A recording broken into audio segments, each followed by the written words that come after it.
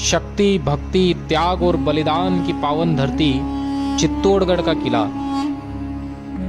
यहाँ की वीरता और शक्ति के लिए जाने जाते हैं महाराणा प्रताप, भक्ति के लिए जानी जाती है मीराबाई, त्याग में दासी पन्नाधाय और बलिदान में रानी पद्मिनी, जिन्हें रानी पद्मावती के नाम से भी जाना जाता है, जिन्होंने मेवाड़ का सम्मान बचाने के लिए इसी जगह 16,000 दासियों के साथ जौहर कर लिया था, जिसमें खुद को जिंदा जलाकर सती हो गई थी। अपनी आन बान और शान के साथ खड़ा यह किला भारत ही नहीं बल्कि एशिया का सबसे बड़ा किला है, जिसमें 113 मंदिर, 84 पानी के कुंड और कई ऐतिहासिक इमारतें भी हैं। किले की बनावट, संस्कृति और कला इतनी अद्भुत होने की वजह से कहा जाता है कि गढ़ तो चित्तौड़गढ़, बाकी सब गढ़ैया। राजस्थान के चित्तौड़गढ़ शहर में स्थित यह किला 700 एकड़ विशाल क्षेत्रफल में बसा, जिसका बाउंड्री वॉल 13 किलोमीटर है। आप जो मेरे पीछे देख रहे हैं ये है चित्तौड़गढ़ का रेलवे स्टेशन, और यहाँ बाहर आते ही आपको कई ऑटो मिल जाएंगे जो आपको यहाँ से फोर्ड उतार देंगे। चित्तौड़गढ़ घूमे तो कितना लगता है? आपका 2 जना है तो आपके 700 रुपये लगेंगे, और पूरा चित्तौड़गढ़ घुमा देंगे। और यहाँ से फोर्ड तक का जाने का 200 रुपये। रेलवे स्टेशन से चित्तौड़गढ़ दुर्ग की दूरी 4 किलोमीटर पड़ती है, जहाँ सबसे पहला दरवाजा पांडल पोल आता है। यहाँ से किले के अंदर जाया जाता है। इस दरवाजे के पास राजा बाघ सिंह जी की स्मारक बनी हुई है, और यहाँ इसी के पास में बाघ सिंह की जो है स्मारक बनी हुई है। बताया जाता है कि जब गुजरात के बादशाह ने इस किले पर आक्रमण किया था, उस समय युद्ध में लड़ते हुए बाघ सिंह जी को यहाँ पर वीरगति प्राप्त हुई थी। किले में जाने के लिए 7 दरवाजे पार करना पड़ता है, जिसमें दूसरा दरवाजा भैरव पोल आता है, जहाँ दरवाजे के पास ही दाहिने तरफ जयमल और कल्लाजी राठौर की छतरी बनी हुई है। यहाँ से थोड़ा आगे चलने पर तीसरा दरवाजा हनुमान पोल आता है, जहाँ हनुमान जी का मंदिर है, और इस चौथे दरवाजे को गणेश पोल के नाम से जाना जाता है। यह दुर्ग का 5वां द्वार जोरला पोल है, और इसके पास लक्ष्मण पोल है, जहाँ लक्ष्मण जी का मंदिर बना हुआ है। और सबसे आखिरी में आता है राम पोल, जहाँ से किले के अंदर प्रवेश मिलता है, और इसके पास में ही महाराणाओं के पूर्वज श्री राम जानकी जी का मंदिर बना हुआ है। किले के पहले भाग में यहाँ के स्थानीय लोग रहते हैं, जहाँ किले के अंदर प्रवेश करते ही आपको इनके घर दिख जाएंगे। बीच में किले बने हैं, जहाँ की एंट्री टिकट 40 रुपए है। चित्तौड़गढ़ दुर्ग पर जब आप 7 गेट पार करके ऊपर आएंगे तो यहाँ सामने ही आपको टिकट काउंटर मिल जाएगा, जिसका एंट्री टिकट यहाँ का लगता है 40 रुपये।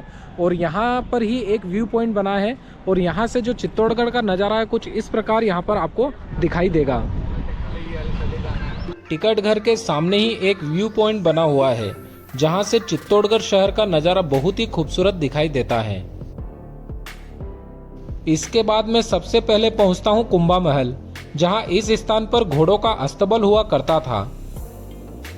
13वीं शताब्दी में निर्मित इन महलों का जीर्णोद्धार महाराणा कुंभा द्वारा किए जाने से इन महलों को महाराणा कुंभा महल कहा जाता है। इनका शासनकाल सन 1433 से 1468 तक रहा। खंडरों के रूप में होते हुए भी ये महल राजपूत शैली की उत्कृष्ट स्थापत्य कला को दर्शाते हैं। यहाँ नीचे अन्न का भंडारण होता था, और इस जगह से राजा रोज सुबह सूर्य का दर्शन कर अन्न जल ग्रहण करते थे।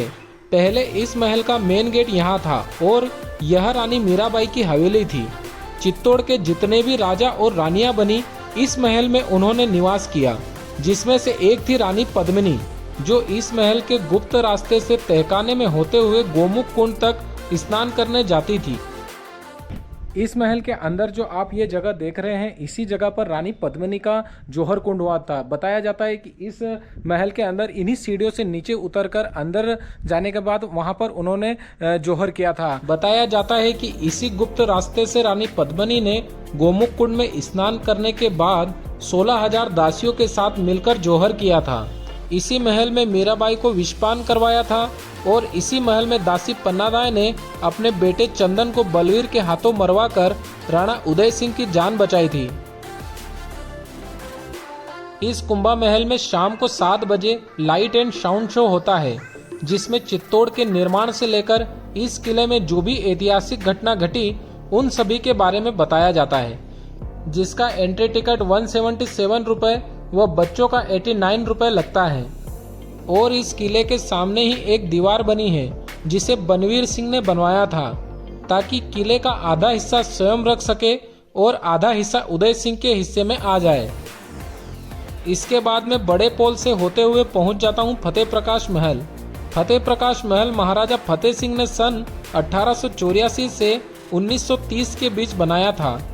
इसका नाम भी उन्हीं के नाम पर रखा गया है। इस महल के अंदर एक म्यूजियम बना हुआ है, जिसका एंट्री टिकट 22 रुपए पर पर्सन लगता है। म्यूजियम के अंदर पूरे चित्तौड़गढ़ का स्टेचू बनाया गया है। वह अंदर सभी राजा महाराजाओं की फोटो लगी हुई है। महल के बीच में एक बड़ा सा आंगन है व इसके कमरों के अंदर राजा महाराजाओं के समय की कई वस्तुएं रखी गई हैं, जैसे पुराने खंजर, तलवारें, बड़ी बंदूकें व रानियों की छोटी बंदूकें, कटारे व युद्ध में पहने जाने वाले सैनिकों के कपड़े आदि इस म्यूजियम में रखे हुए हैं। राणाओं के कपड़ों के साथ राजपूतों ने मुगलों से लड़ने के लिए क्या क्या तैयारियां की, वह भी यहाँ चित्रों के माध्यम से समझाया गया है। आंगन में ऐतिहासिक घटनाओं और राजपूत वीरता को दर्शाने वाली चित्रकलाओं के साथ विभिन्न प्रकार की संगमरमर और पत्थर की नक्काशी देखने को मिलती हैं, जो राजस्थान की स्थापत्य कला को दर्शाती हैं।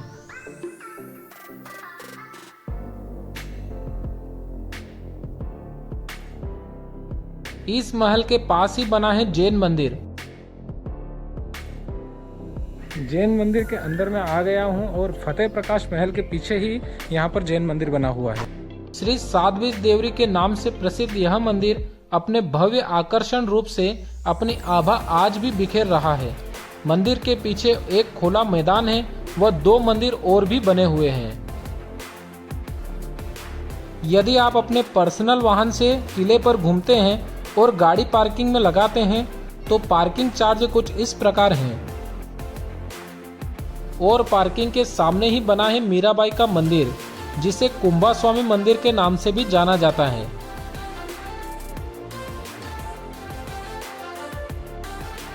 मूल रूप से वराह को समर्पित इस मंदिर का पुनः निर्माण महाराजा कुंभा ने 14वीं शताब्दी में करवाया था।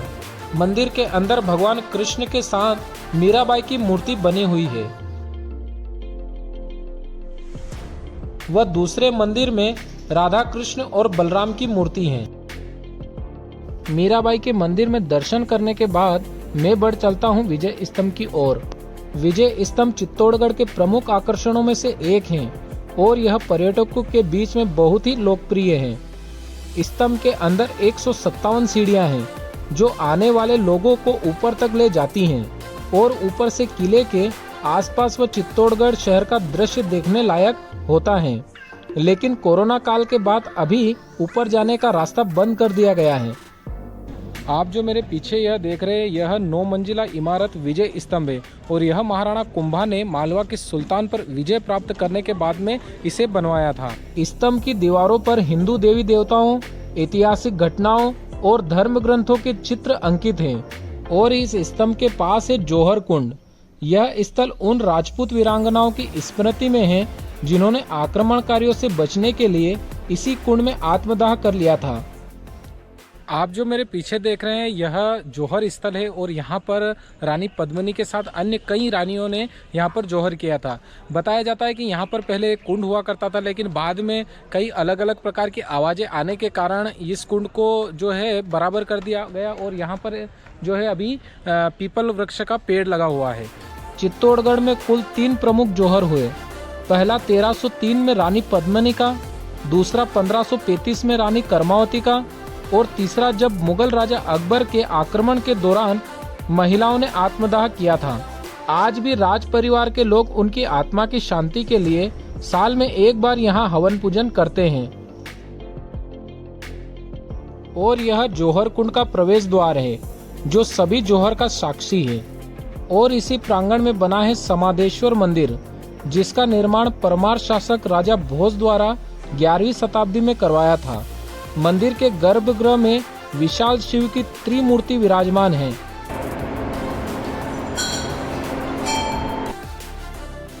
और मंदिर की भीतरी एवं बाहरी दीवारें देवी देवताओं की आकृतियों से सुसज्जित है। इस मंदिर के दक्षिण में पवित्र गोमुख कुंड बना हुआ है। किले में स्थित यह कुंड अपनी धार्मिक और सांस्कृतिक महत्वता के लिए जाना जाता है। आप जो मेरे पीछे यह देख रहे हैं, इसे गोमुख कुंड कहा जाता है और गाय के मुख के अंदर से यहाँ पर जो है जलधारा इस कुंड के अंदर गिरती है। इसी के पास में ये जो जंगल एरिया देख रहे हैं, यहाँ पर उस समय जब राजतंत्र था उस समय यहाँ पर शेरों और बाघों को छोड़ दिया जाता था ताकि दुश्मन किले के ऊपर न चढ़ सके। और ज़्यादातर हम देखते हैं कि जब चित्तौड़ के जो तस्वीर होती है या चित्तौड़ को दर्शाया जाता है तो इसी जगह के इस व्यू पॉइंट को दिखा करके चित्तौड़ के किले को दर्शाया जाता है। इस कुंड के अंदर जाने के लिए इस गेट से कुछ सीढ़ियां नीचे उतरना पड़ता है। गोमुख कुंड हिंदू धर्म में एक पवित्र स्थल माना जाता है।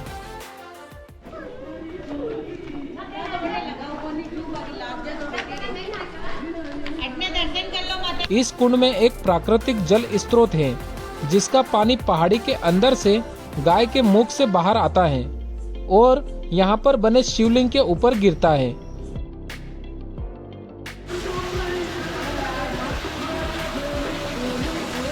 इसलिए इसे गोमुख कुंड कहा जाता है। इस जल को तीर्थ यात्रियों द्वारा बड़ी श्रद्धा के साथ ग्रहण किया जाता है।